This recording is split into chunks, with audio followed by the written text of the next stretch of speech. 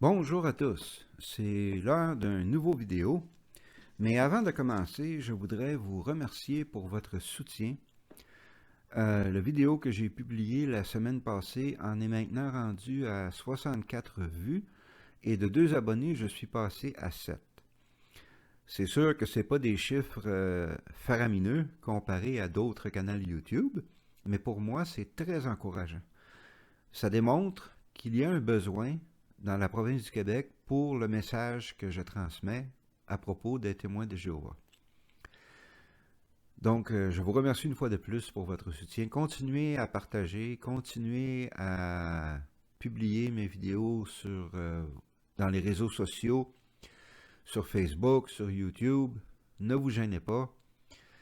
Et puis, je veux aussi garantir et préciser que je ne fais pas ces vidéos pour faire de l'argent. J'ai un travail à temps plein. Je gagne très bien ma vie. Je n'ai pas besoin de faire de l'argent avec les vidéos YouTube pour vivre. Donc, je fais ces vidéos strictement parce que je pense que c'est nécessaire. Je pense que c'est important. Et je pense que c'est un message qui doit être entendu. Alors, commençons avec la vidéo d'aujourd'hui. Comme je vous ai expliqué la semaine passée, cette semaine, je veux parler de la théologie des témoins de Jéhovah, leurs croyances en général. Je ne veux pas embarquer dans les détails trop complexes. Je veux simplement donner un aperçu de la chronologie biblique selon les témoins de Jéhovah et comment cela influence leur théologie. Et dans la deuxième partie du vidéo, je vais procéder à détruire cette théologie, démontrer pourquoi, pour la plupart, elle est fausse. Alors, les témoins de Jéhovah croient que Adam et Ève ont été créés parfaits, sans péché, donc immortels.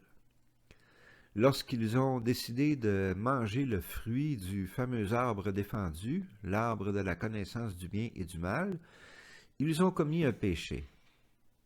La mort étant le salaire du péché, ils sont donc devenus mortels, comme nous le sommes tous aujourd'hui, car tous les autres humains qui sont descendus d'Adam et Ève ont hérité de cette tâche, de ce péché original, et nous sommes donc tous imparfaits et sujets à la mort.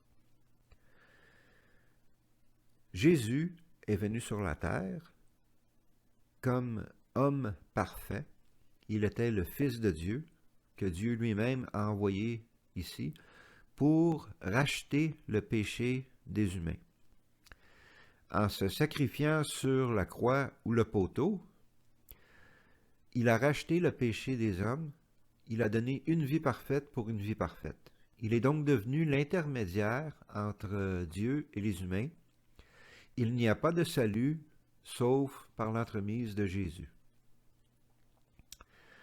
D'après les témoins, le royaume de Dieu a été instauré en 1914 au ciel et le diable a été jeté sur la terre, expulsé du ciel, et c'est pour ça qu'on a tellement de problèmes sur la planète depuis 1914. Des guerres mondiales, des pandémies, des famines, des catastrophes naturelles, etc.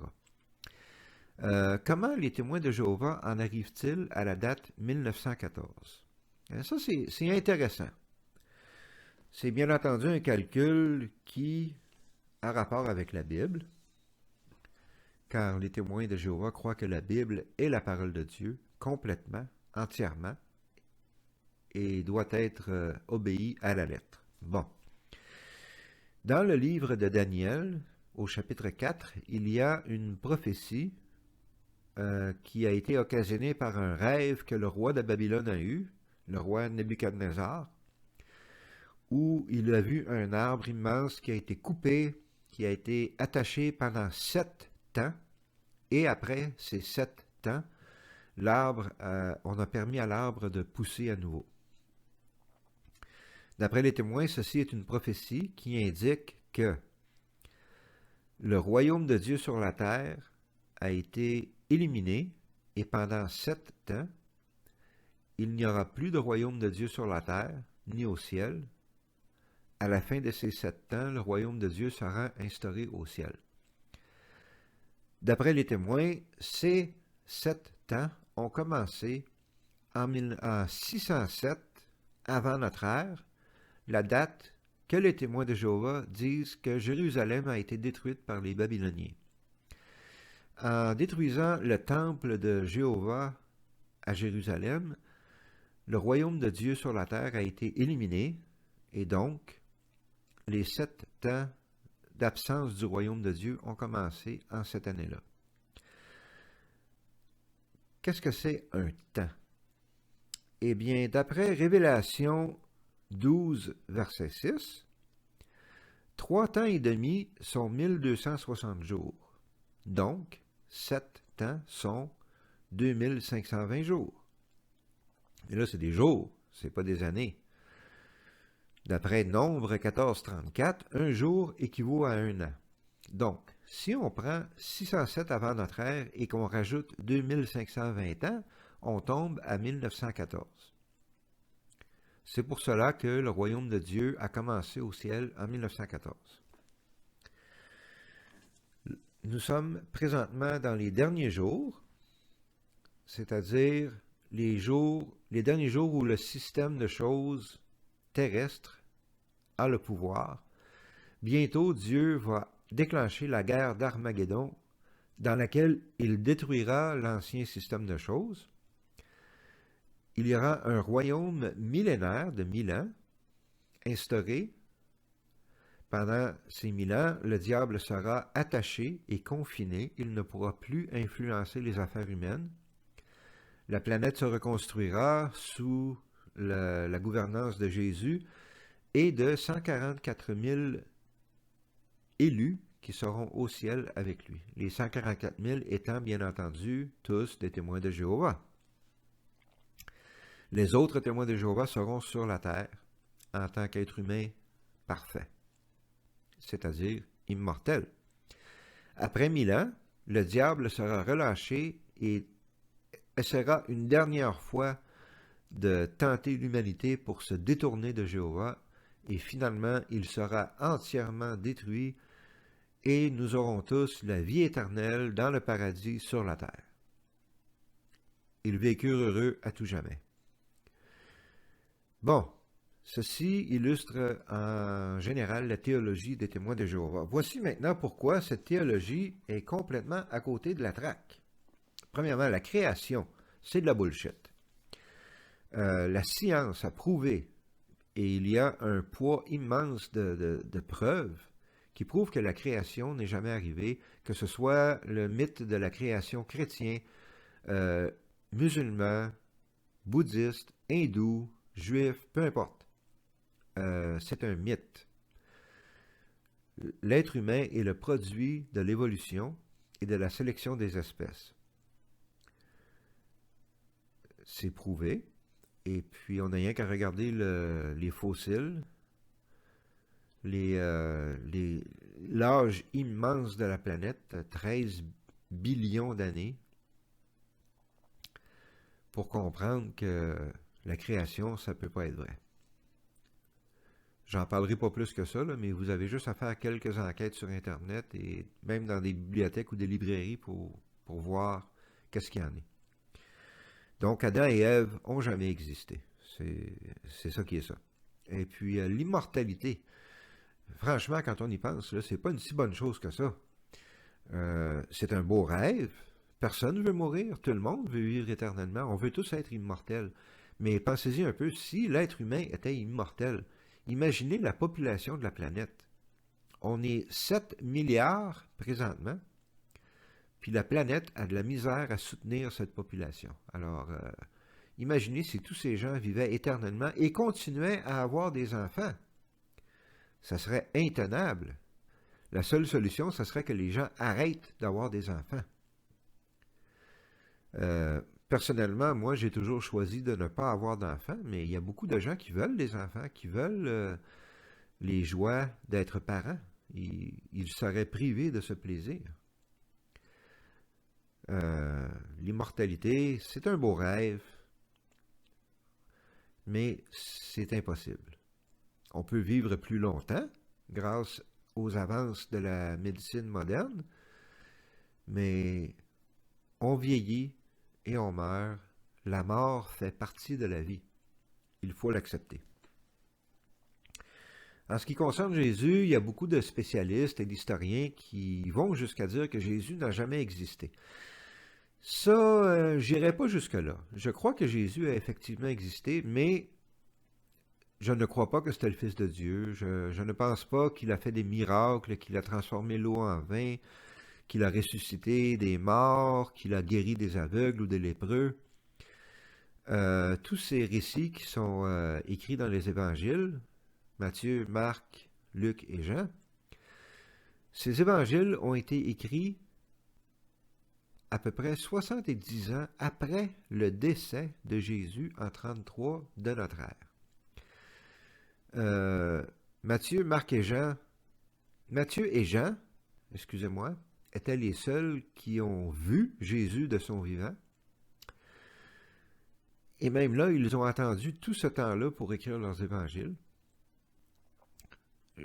Je crois sincèrement qu'il y a beaucoup de construction de mythologie autour de Jésus pour le rendre quasiment un surhomme, pour s'assurer que ses disciples et ses fidèles continueraient à obéir aux dirigeants des congrégations de l'époque.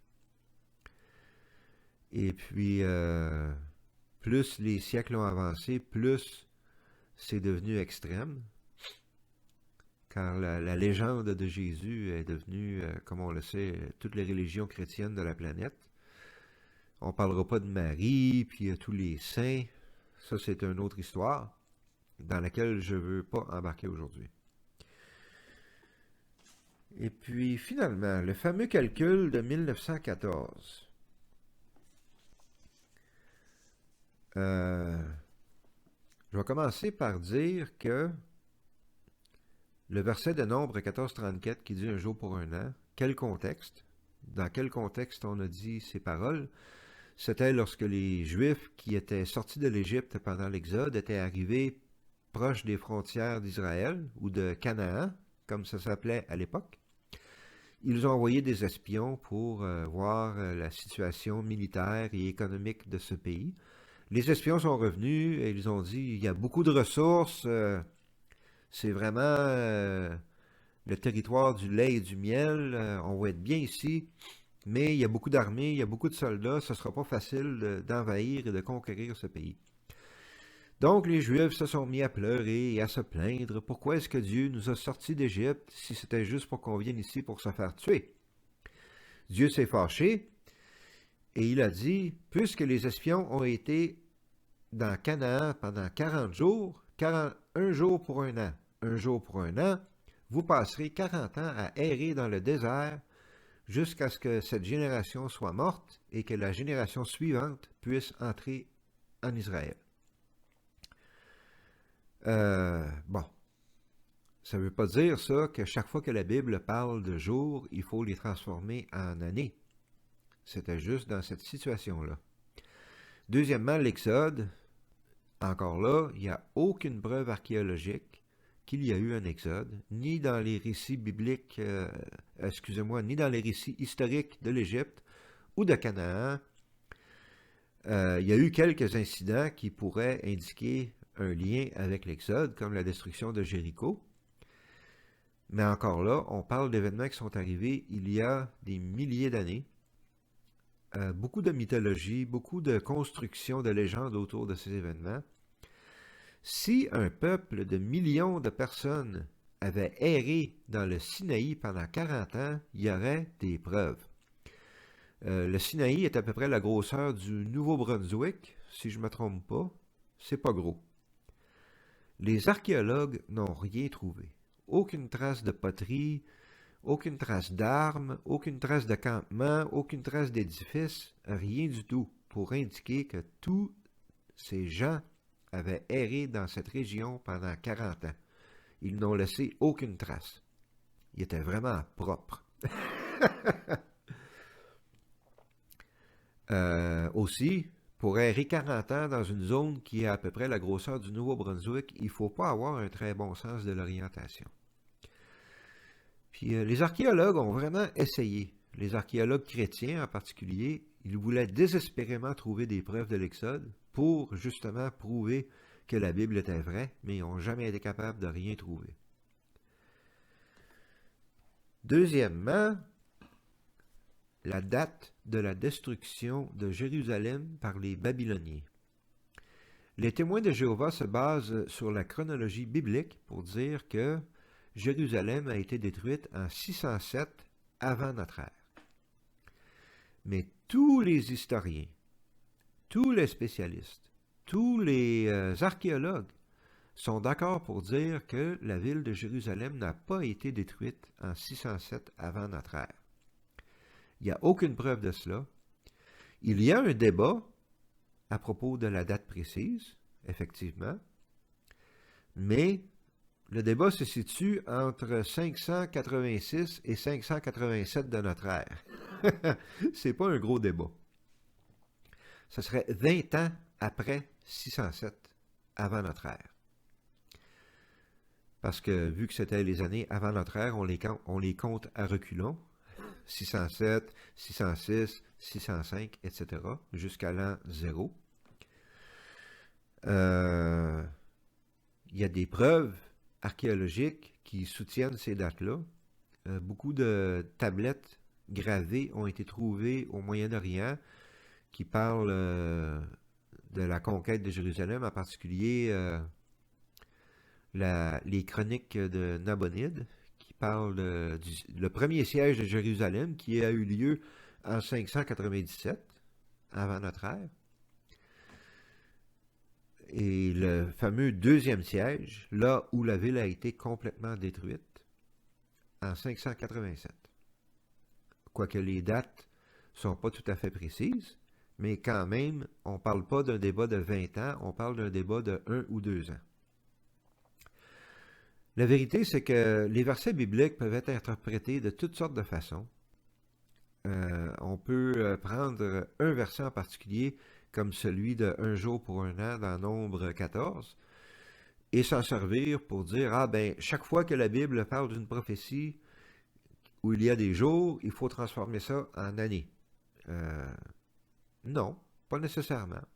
Mais encore là, il n'y a pas de preuve, ni pour, ni contre. Tu peux faire dire à la Bible ce que tu veux. C'est ouvert au débat. Bon, ben, ceci conclut mon vidéo pour aujourd'hui. J'ai parlé dans les grandes lignes. Cette semaine, je ne travaille pas. J'ai pris une semaine de vacances. Je vais donc probablement faire d'autres vidéos durant cette semaine. J'attendrai pas la semaine prochaine. La prochaine vidéo, je vais parler pas les doctrines et la croyance, mais plutôt les interdictions, les traditions des témoins de Jéhovah, notamment les pratiques à propos du sang, le tabac, le sexe, etc. Et pourquoi ces interdictions et ces traditions et ces pratiques sont néfastes, sont négatives et sont mauvaises. D'ici là, je vous remercie encore une fois pour votre soutien. Si vous avez aimé cette vidéo, donnez-moi un j'aime, abonnez-vous, partagez sur tous les réseaux sociaux. Et d'ici là, je vous souhaite une bonne journée, soyez prudents, respectez les consignes pour le COVID et prenez bien soin de vous. Bonne journée à tous.